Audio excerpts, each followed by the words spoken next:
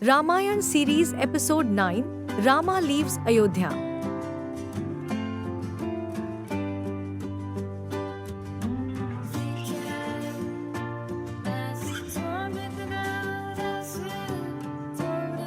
The sun rose slowly over the city of Ayodhya.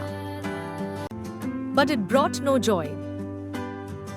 The air was thick with sorrow. Rama, dressed in tree bark and simple robes, stood at the gates of the palace. Sita, his queen, and Lakshman, his devoted brother, stood beside him. The people of Ayodhya gathered in silence. Not to bid farewell, but to plead.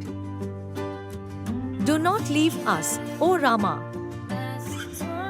You are the soul of this kingdom. But Rama had already given up attachment. He bowed to them and turned toward the forest. Thus began the Vanvas, the 14-year exile that would change destiny itself. Before leaving, Rama entered the inner palace to take leave of his mothers. He touched Queen Kausalya's feet. Her eyes, filled with tears, trembled. What sin have I committed that I must see my son walk into the wilderness? Rama held her hands. This is not sorrow, mother, this is dharma. A son's duty is to uphold his father's word. He touched Queen Kaikeyi's feet too, without anger.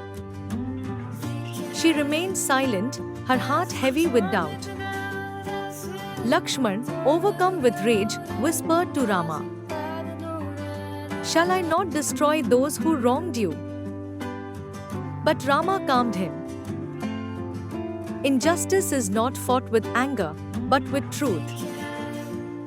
King Dashrath, shattered by Rama's exile, summoned Sumantra, his trusted charioteer. "Take Rama to the forest," he said, with trembling voice. "But bring him back, if I do not live to see him again." Sumantra wept. The chariot stood ready. Rama, Sita, and Lakshman boarded. The streets were filled with cries and chants of farewell. "Return soon, O Prince. O Sita, you are our queen forever." As the chariot departed, Dashrath collapsed in grief. The citizens of Ayodhya followed the chariot on foot, refusing to let their beloved prince vanish. At nightfall, Rama halted and addressed them with folded hands.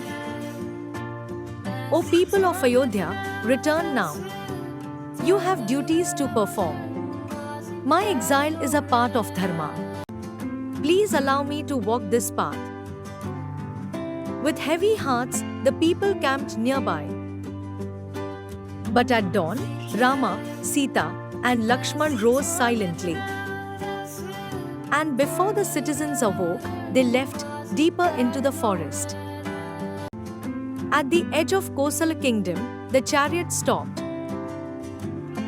Rama stepped down, touched the earth, and said, "From this point forward, I am no longer a prince. I am a forest dweller, a wanderer." Sumantra, unable to bear it, wept aloud. But Rama, calm as ever, smiled gently. "Weep not, O friend, for the soul that walks in dharma never walks alone." With folded hands, he stepped into the forest. And the trees themselves bowed in silence.